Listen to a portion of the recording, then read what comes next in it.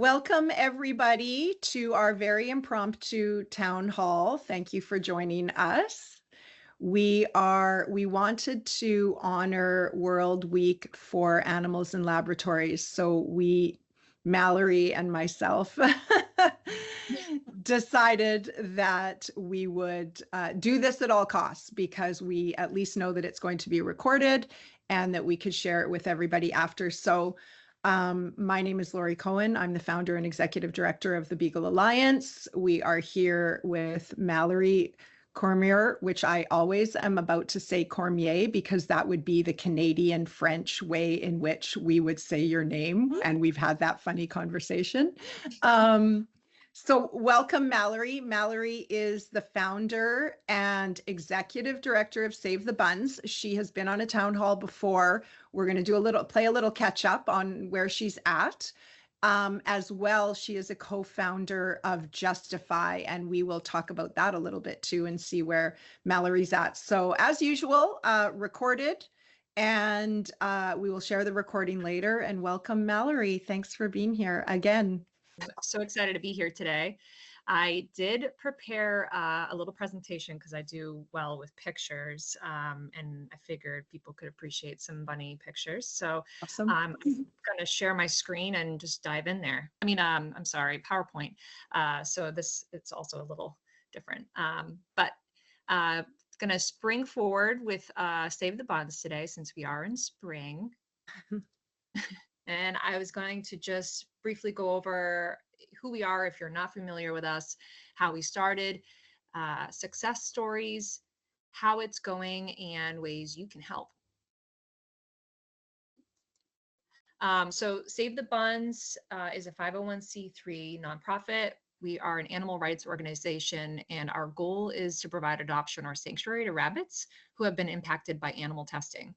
In addition, we also promote alternatives over the use of animals in testing and research. And we hope to build a sanctuary one day and provide a consistent alternative over euthanasia for local animal testing laboratories. We are located in Stafford Springs, and we were established in 2020. And how it started is this little guy, Chickpea. He was rescued from a laboratory in 2020. This is the first day that I brought him home. I love this picture. I use it a lot. That was the first time he had a salad, and his ears are just massive. He is the inspiration behind Save the Buns. I have a background in veterinary medicine and had a short bit of time in the animal research field for about 2.5 years. And that experience led me to develop Save the Buns.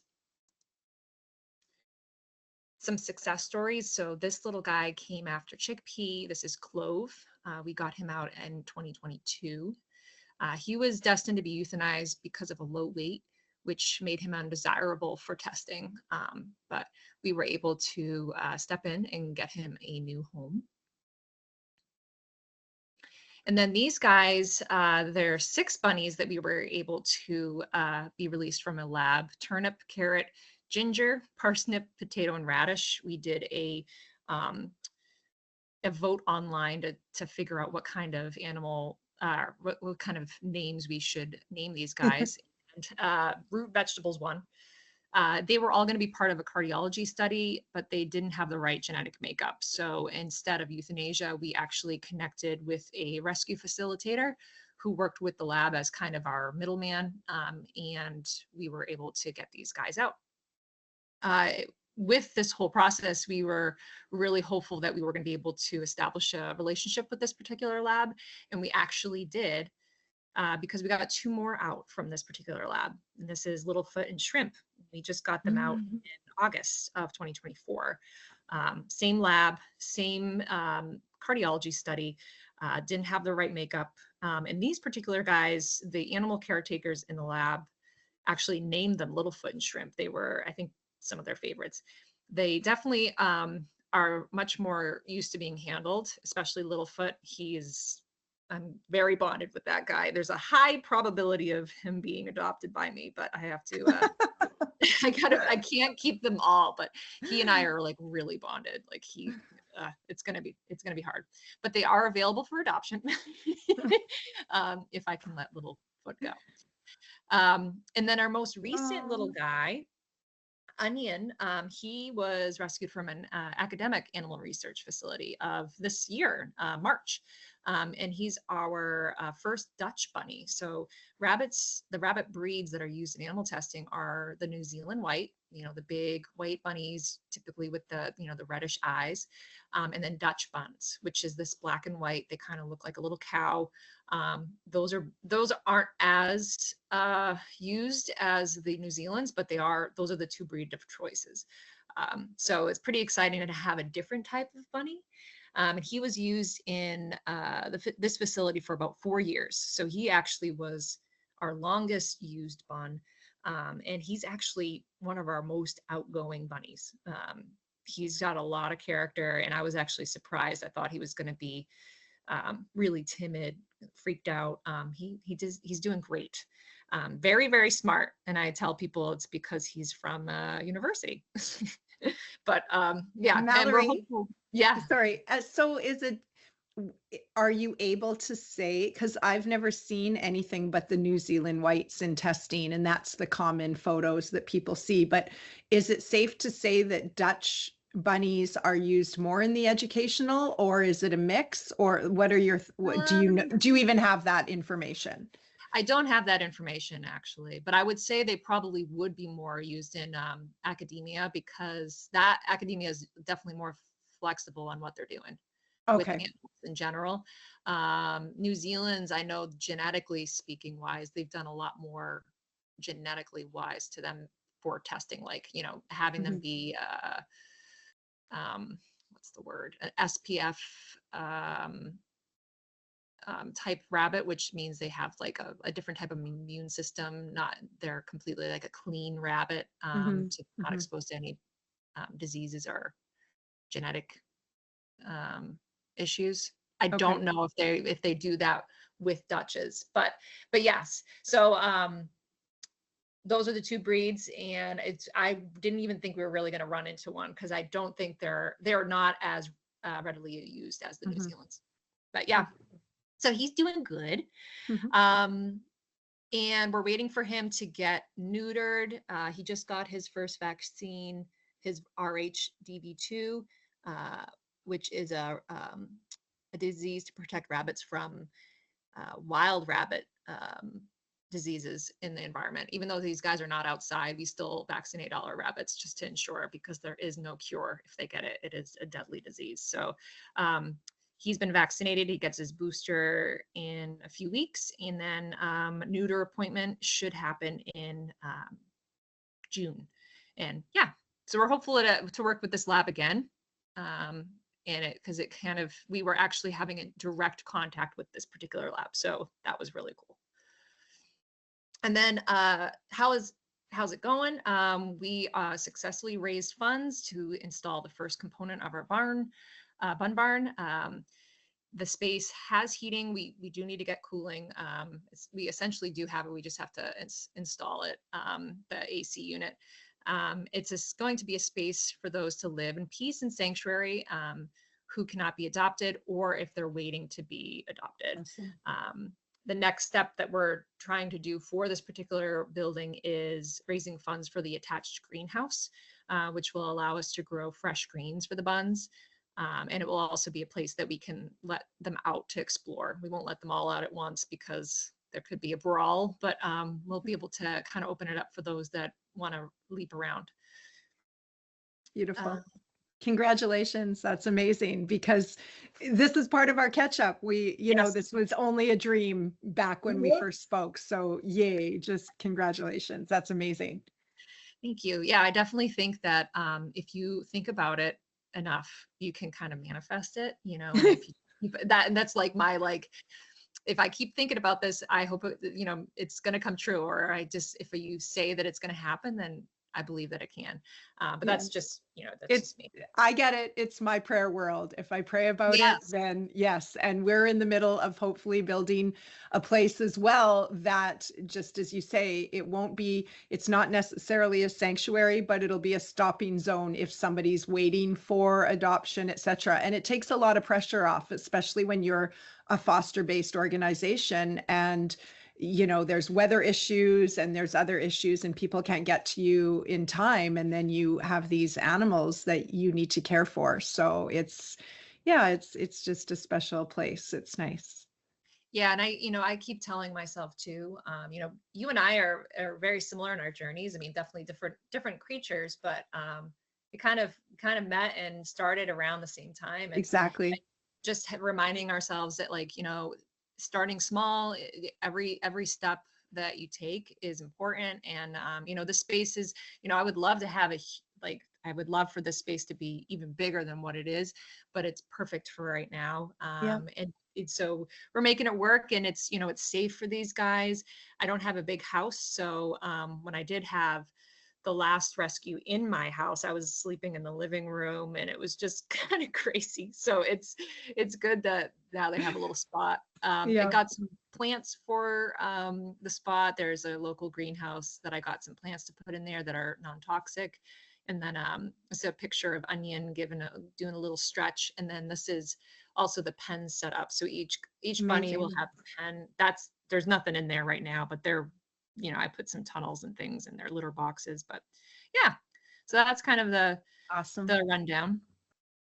And then, so, the question I always like to ask people, when we're talking about animal testing, is why care? So we understand that animal testing may not be outlawed in our lifetime, but we do know we can impact lives now.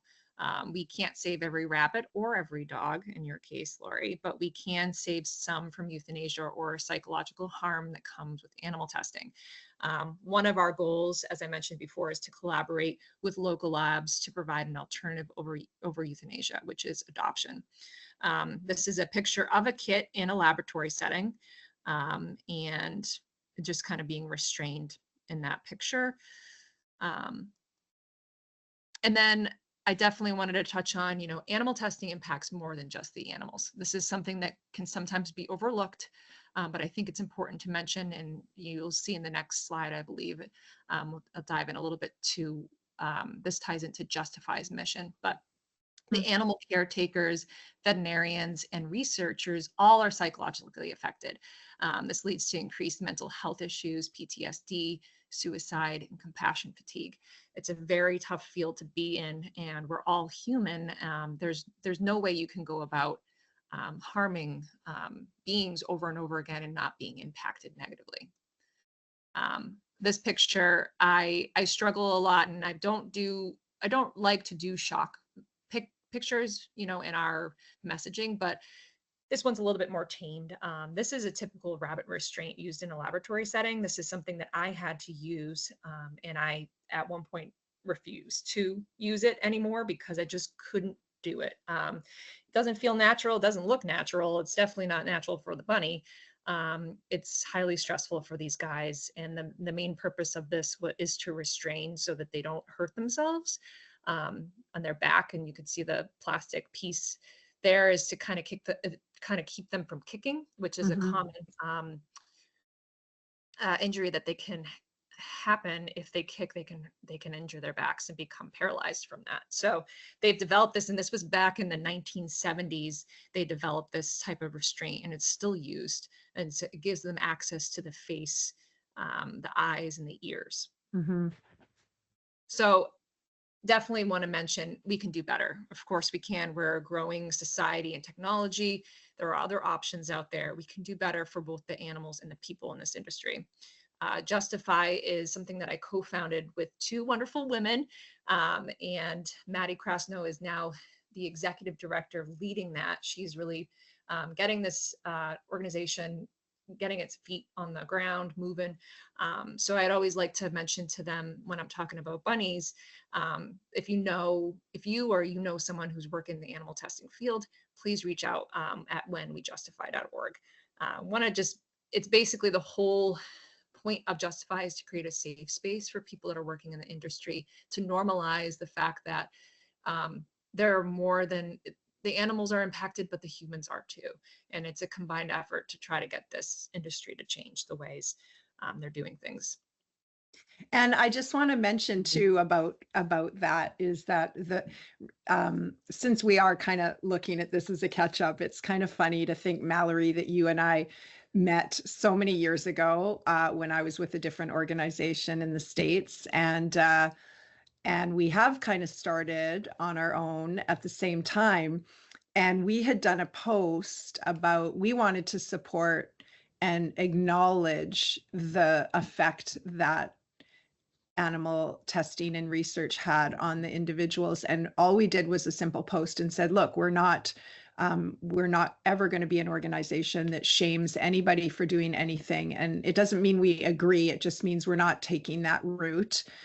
We want to work with people. And we had done a post years ago about how, we do support and feel for the people, and we know that it's not a natural state, that you just can't get away with being okay hurting a being and harming a being every day.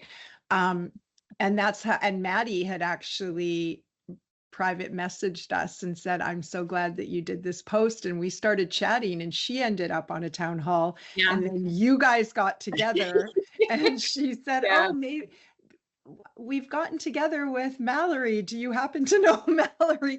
So it was just this whole sort of cohesion, of how we were all sort of on the same page, which was really cool. And now here we are. And I want to touch a little bit too on the fact that you said, you're a small organization, and so you just do, each step is a different step and you just slowly get there. But don't you find that there's just so much more gratitude that way? Nobody's dropping off, $5 million for you to do that. Although I would totally be okay trying that out. I have no issue with that. But it just, when you see so many people jump on board with you slowly and start with you from the beginning, you just have an immense sense of gratitude for all of the humans around you, let alone the animals that you get to work with. But, the animals aren't going to unlock the cages themselves. We must acknowledge the humans and the humanity that is still surrounding us in helping us along the way. Oh yeah, no, totally. I know it's a complex field, and it's a complex thing that we're doing, both of us, because you and I both share the common thinking of, we are not for animal testing, but we want to create relationships with these laboratories so that they feel comfortable to then release the animals to us. And that is a fine line and very much strategic and relationship building. It's not easy.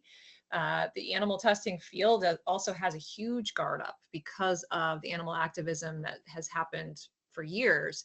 They're scared of people hurting them, threatening them. And, there's all different ways that people act. They do activism for animals. And, I speak up that I am an animal rights activist, but my approach is a little like in my comfort level of, communicating, educating, and I can still have strong values and views, rather, and they can too, but it's just that, how do you guys come to meet on a common ground? It's difficult. It's not easy. It is. And I'm glad you mentioned that too, because it's very much a tightrope, and you have to make hard decisions. You have to stay true to your values, and sometimes you don't make animal rights activists happy, and sometimes you don't make the public happy, but you have to you're walking a tightrope. I think I always say that I like, there's so much tension, and it's walking a tightrope. And as an organization, we have determined that we want to have a seat at the table, and I'm not going to give that dream up. I want to be working with them because I'm a fundamental believer that collaboration and kindness is the only way to get things done. And it's funny because I understand the frustration when you care about animals, and I have people DMing me and emailing me, how do we shut down Marshall Bioresource? Mhm. How do we, what about Camp Beagle? And what about, and it's funny because I understand that frustration, but just as you said in the beginning, we do have to accept that animal testing may not end in our lifetime. And I Mhm. think that you will absolutely, if you're in this world and trying to help the animals, that your mind will explode if you focus on all the things you can't do in the Right. moment.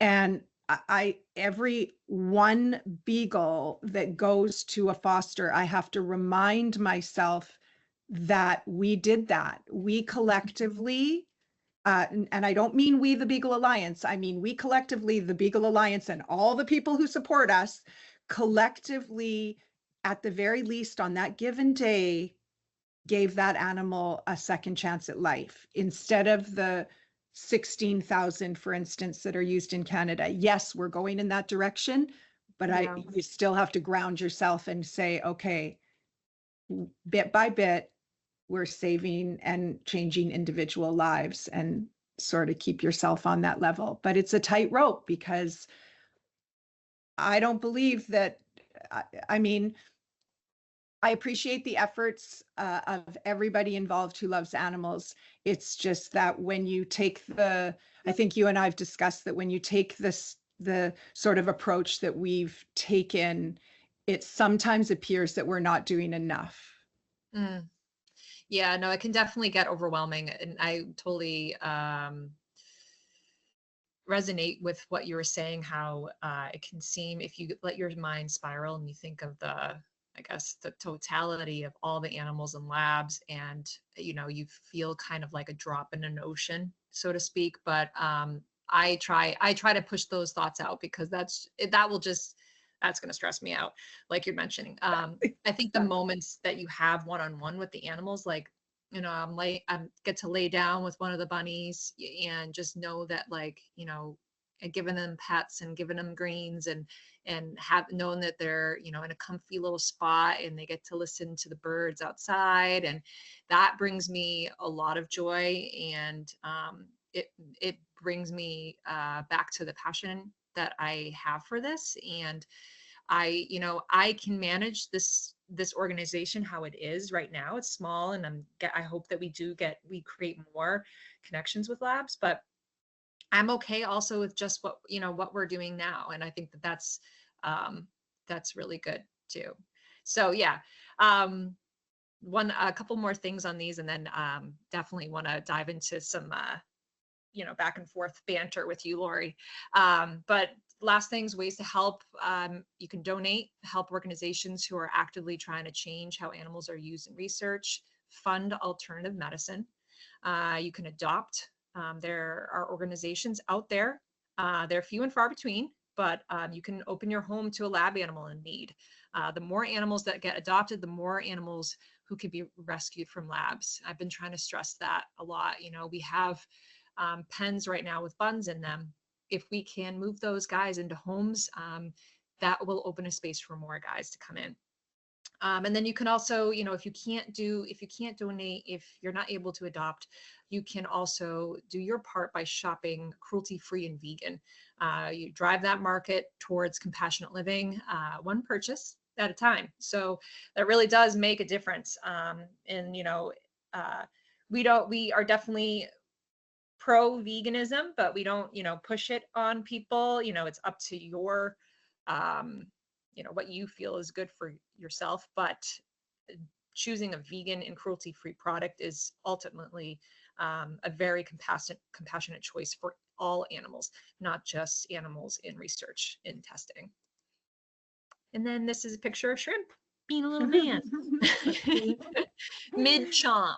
Thanks for I love how their ears go separate on some of your photos. One yeah. ear's like straight up. I've never seen that before. That's cute.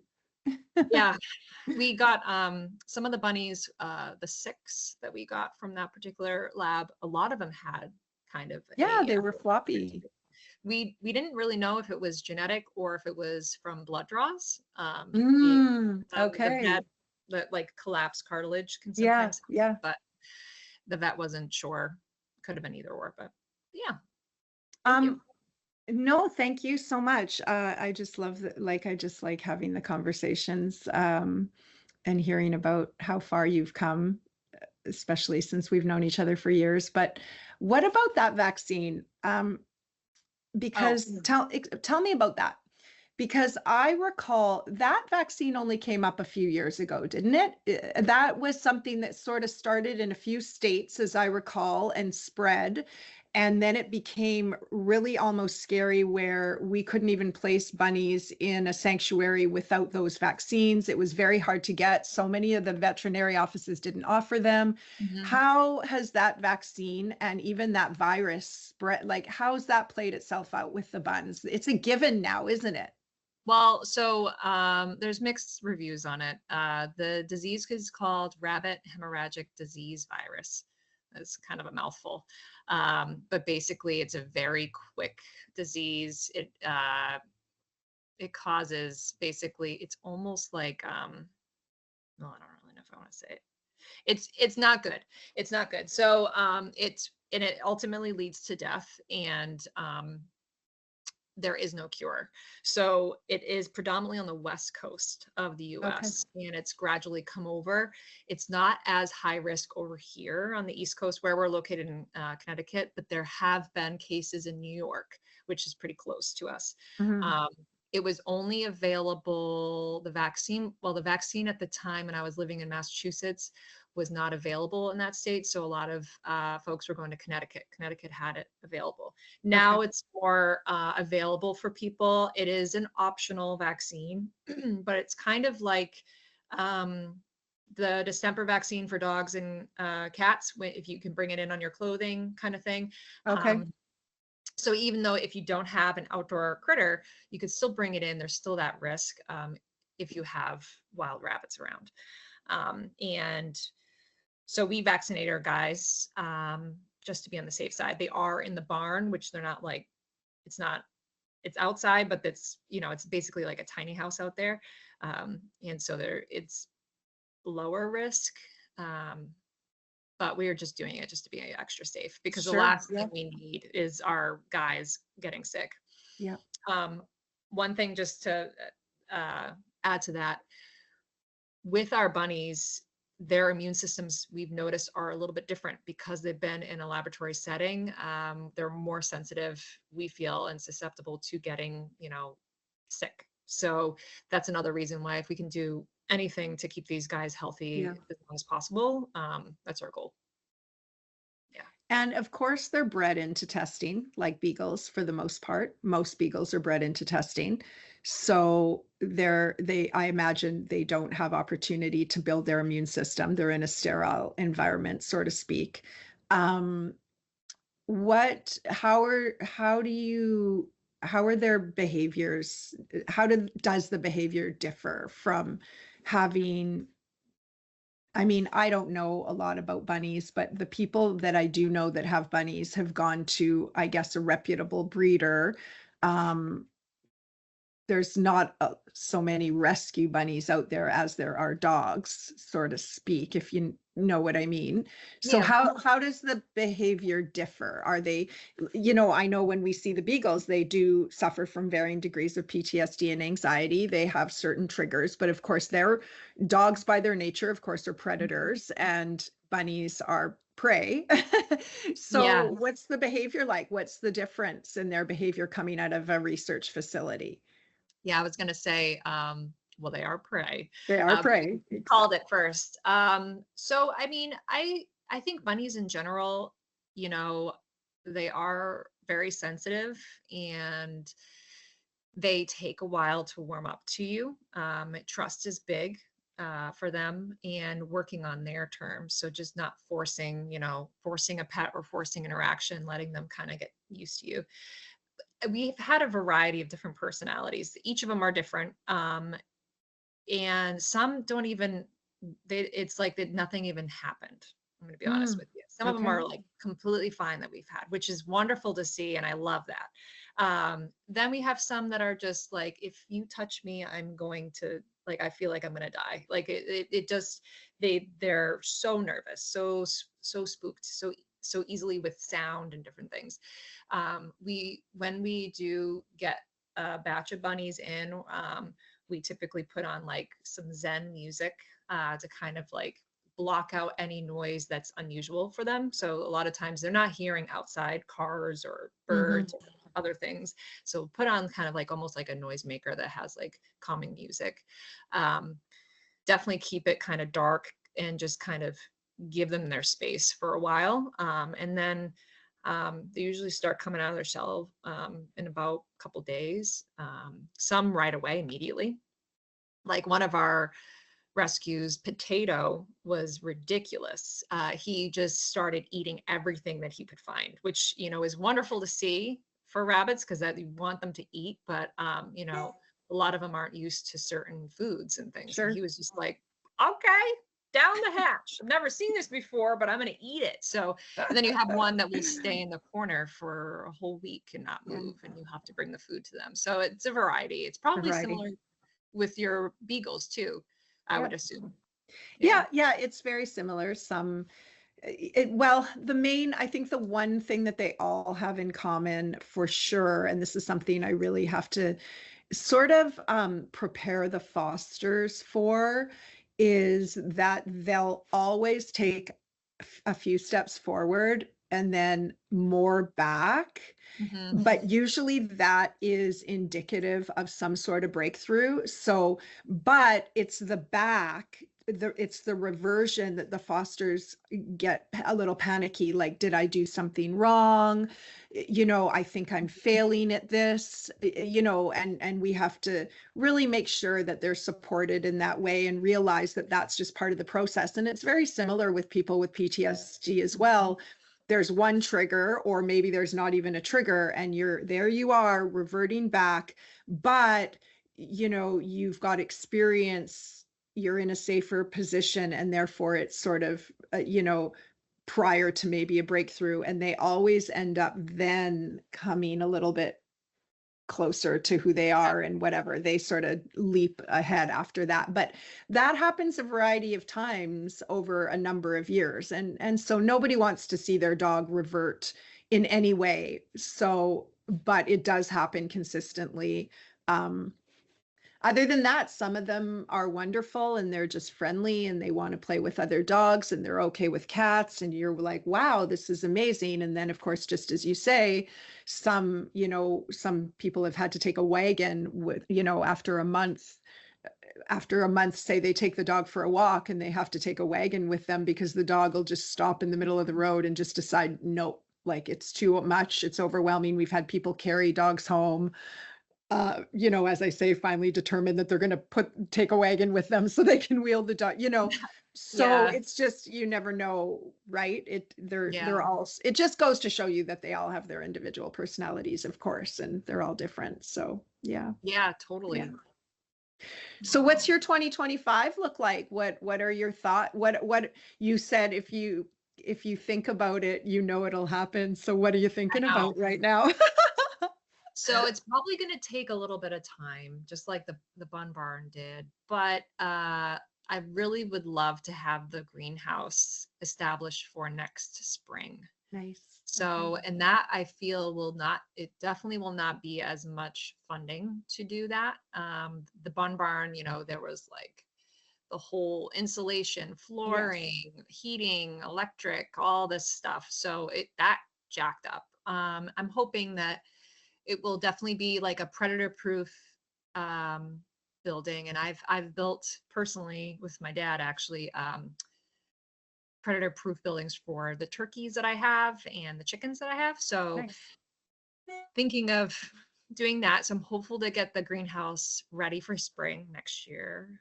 We also are raising money for onions neuter. So that will be on the forefront. We do have a big conference that we're going to be attending to in New Orleans with the Humane Society of the US, now World for Animals, Humane World for Animals, renamed. So we're going to be going there, just trying to keep ourselves active in the community. We do participate in a lot of veg fests since we are vegan friendly. And so we have that on the agenda. And then I would love to have our bunnies be adopted. So Onion, Shrimp, Littlefoot, if I have to let him go. He would make a wonderful companion, but Will you adopt to Canada? Let's throw it out there because, you know, we're mostly talking to Canada. Okay, so I just have to figure out how to do that, but yeah, but let's throw that out there for sure. Mhm. Okay.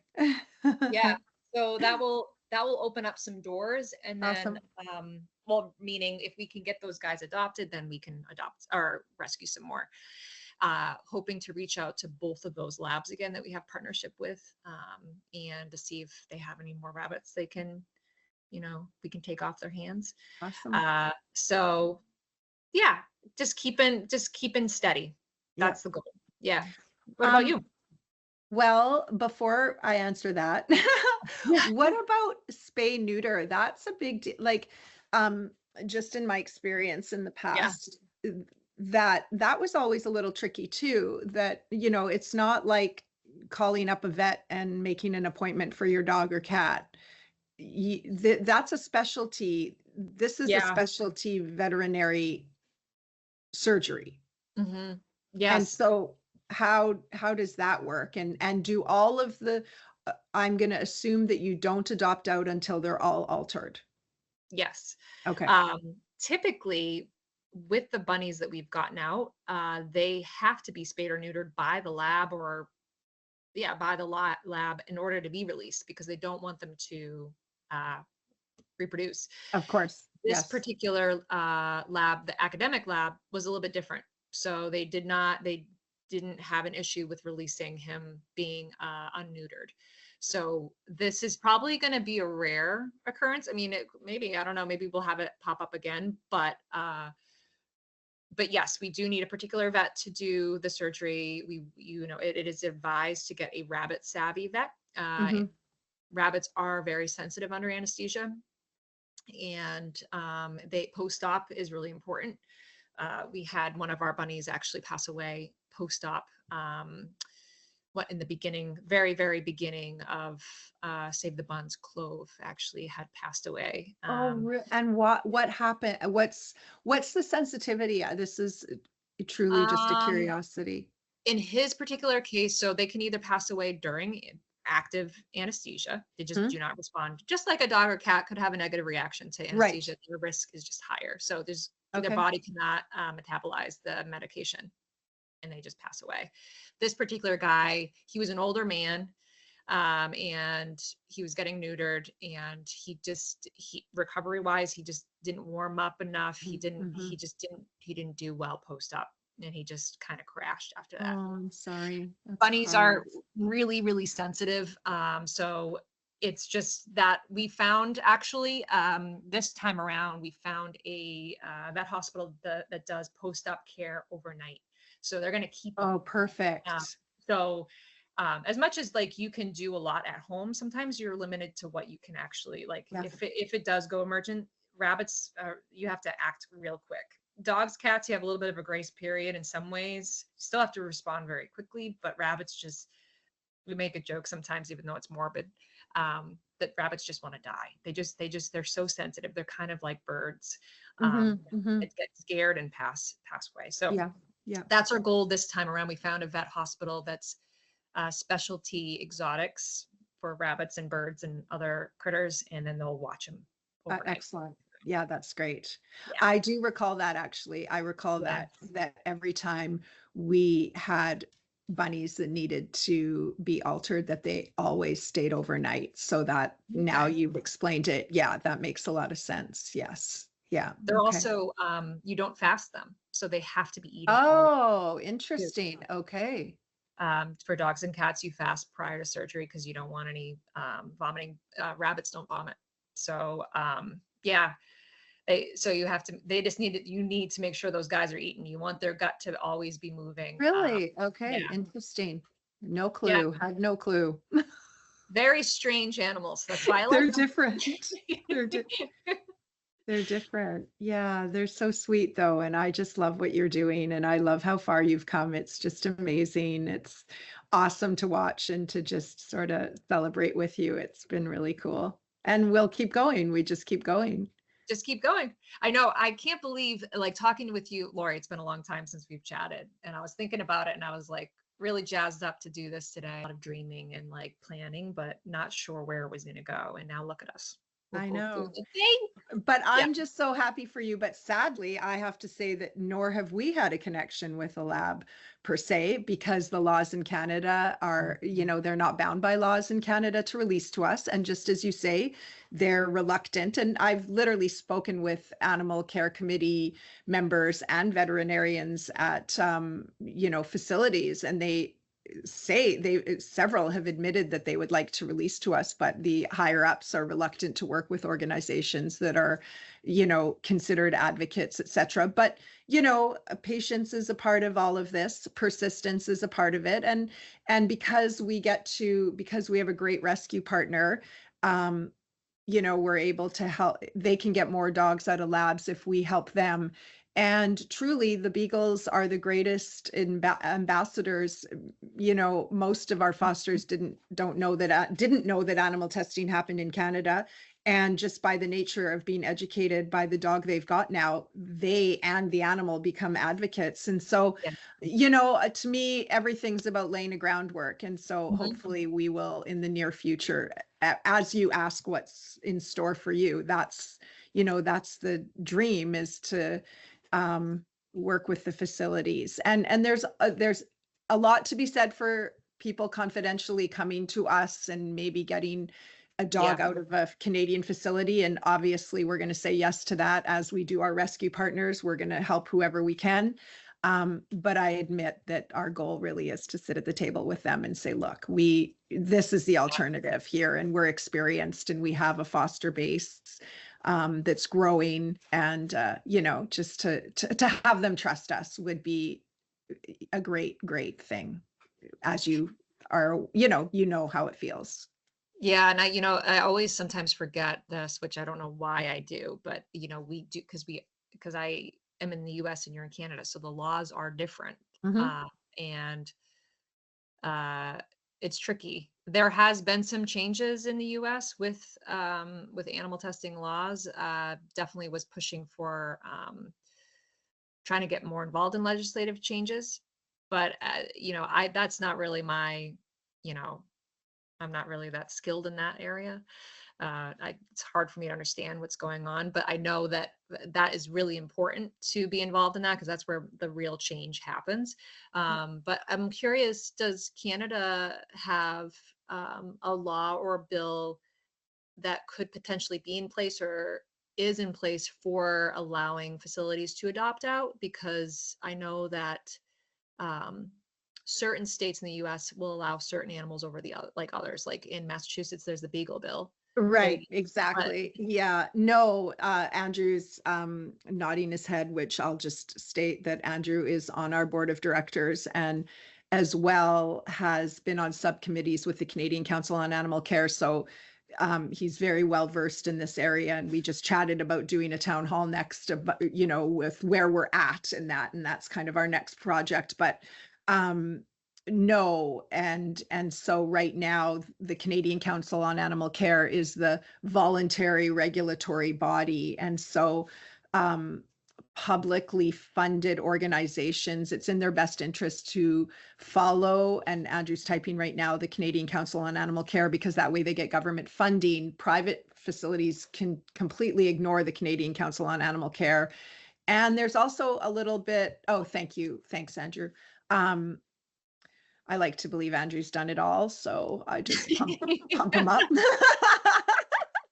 um, and so so really, there's also a lack of transparency. So whereas I know that when I was right. working for an organization in the States, we could look up the database of all the Mhm. laboratories in every single state, who the owners were and what species they used and what testing they did. Like Yeah. that is unbelievable to us here in Canada because we don't even know which universities. I know some of the universities that have dogs, but I know that by third parties. Right. And so, we don't even know which species are where, and we definitely don't know what's being tested. Um, Wow. so there's a long Yeah. way to go, obviously. And I, again, if you think about what you can do, you don't worry too much about what you can't do in the moment, and you do what you can do, because just as you said, how discouraging would it be if you started Mhm. thinking about that? You have to, it's got to be in your big picture, right? And the Right. move towards, but you would never celebrate the small victories if you were Totally. constantly overwhelmed by that. And so, yeah, unfortunately, Canada is very behind, and sad is that, of course, we here in Canada think we're so much nicer than the United States. I don't want to say the people of the United States, but in general, we have this sort of overall view that we're like the nice little brother or whatever. But when it comes to a lot of things, and where animal welfare is concerned, is that we really are not the nice guys. We're very behind and very, very secretive. And I love my country, and it's kind of shameful. And so hopefully that is something we can change. And every cute little beagle face that goes into the home of someone who does not know that animal testing happens in Canada is one small victory Yeah. for No, the spreading of awareness. So, you're definitely doing even harder work, in my opinion, because it's definitely, I forgot the fact of that it's not well talked about. Animal testing in general, as a whole field, is as a not really whole, talked about. exactly. But the fact that it's not as transparent in some ways in Canada, that makes it challenging. But it's a good challenge for you guys. And I think that it would be amazing to see you kind of spearhead. That's the word of the That's the day. word of the day. Yeah. That whole thing. That would be really cool. Um, so you never know. You never know what's Well, going to happen. you know what? It takes a village, and I'm really lucky because in Manitoba alone, we have some amazing animal advocates, and they just have been incredibly supportive to the Beagle Alliance, number one, which is grateful, and then even overall in Canada. Canada is like such a large geographical country, but it's really just a small town in general. And so, everybody is there to support, and that's really nice. And I don't think, again, I don't think you have to agree on everything. I think you just have to find the common ground, focus Mhm. on the common ground, and then move forward in ways in which you can all agree, and leave the rest of it behind, because we as humans are never all going to agree on the same points, and no good ever came from fighting someone's belief system. So, if we can find our common ground and go with it, then hopefully we can make a difference in Canada, and have that sort of laboratory relationship the way you've managed to. And I think that's a big thing for you too, because you would almost think that they would think of you as sort of the turncoat. You left that world, but instead you found a way to build a bridge, and I think that's just incredible. I'm just so thrilled for you. And yeah, it's going to be an interesting couple years to see how we kind of move along. Yeah, no, it's definitely, I will say it, there's moments when I did go dive in to save the buns, I was really nervous about how the people that I used to work with would, deem me, and like, what they thought of me. But at the same point, I was kind of like, well, they can think however they want to think about me, and I know where I'm coming from. And it was just something that I couldn't let go of. Yeah. And I'm really happy that, I did, I'm actually happy that I got to experience the trauma that I did in the lab in some ways, because I feel like it's made me a better activist and advocate for rabbits and all animals in labs. Even though my experience was small, and it was only with one species of animal, rabbits. It definitely, like, I had gone to like an animal lab conference, part of my, employment. We went to a spot there at a conference that was all at lab animal, and that like opened up a whole other, window for me, that I didn't even know, you know, different types of animals that were tested on. And it really, I got a lot of exposure in the short time, that I feel like it's helped me, because I understand, a little bit like the thought process behind things. But it is conflicting sometimes, because it's that world of, as we mentioned before earlier, it's almost like you can't win sometimes. You get the animal activists that are angry at you for your previous work experience, or not doing enough. And then, you have the people that are in the field that are like, you're crazy. So it's trying to find a, middle ground of communicating positively. I Yep. will also say I did have, and I don't know if we had a chance to talk about this because it's been a while. I did go to a vet tech conference. So it was all veterinary medicine. We set up a booth for Save the Buns there, which, if in Canada, if they do veterinary type, That's a great idea. get your foot in there, because they Yeah, love that's all animals. fantastic. So we tried that out, and the first year that we did it, there was a university that was there, that was trying to recruit, lab animal takers, or animal caretakers. Geez. So Oh, they were okay. recruiting for animal testing, folks to work there, because at these vet tech conferences, sometimes it's a mixed bag. Sometimes you have, vet techs, that are in animal hospitals, but sometimes you have lab vet techs that are in the research world. So we weren't Okay. sure how this was going to go. I will say, just being transparent, the interaction I had with this particular person was very, very negative. It was very, they were very defensive. They thought, I was coming at them with my beliefs. The Mhm. only thing that I had mentioned was, hey, would you be interested in collaborating? Do you have an adoption program at your facility? And it was met with complete aggression. So as much as, I think for me and you, Lori, us coming into that, you would think that we would be the ones coming out like that, because we are very passionate about the animals. That's kind of our mission, to speak up for animals. But I was met with that. And I just wanted to, you just don't know what people's experiences are. This Yes. particular person may have had a lot of negative experience with people, that are animal activists or something like that. That maybe took it too far, or, I don't know. But there's always that possibility too. So it's a very unique, it's a unique field, and it's tricky navigating. Kind of went on a It tangent. is. It is. And thank you, Andrew, for educating all of us on these points. I appreciate it, which is great, because it's all going to be recorded, and therefore people can read what you're writing, which is amazing. Yeah, thank you. Animals are property, and the provinces have the primary jurisdiction in that domain. The feds are limited to what's of national interest, which is so true. We see that in every country. Some legislation will touch on animal use, and our criminal code has explicit reference to the best welfare interests. Um, Again, national legislation is, yeah, legal ecology is limited. It's true. So, I mean, we have to realize that agendas play a big part in all of this, of course, Yeah. and monetary gain plays a part in everything that we and everybody else does, of course. And so, there's a lot of underlying, I don't want to use the word battles, but sort of underline things that we're going up against that aren't even in the forefront of Yeah. what we intended to do, but they're the undercurrent of the way things swing.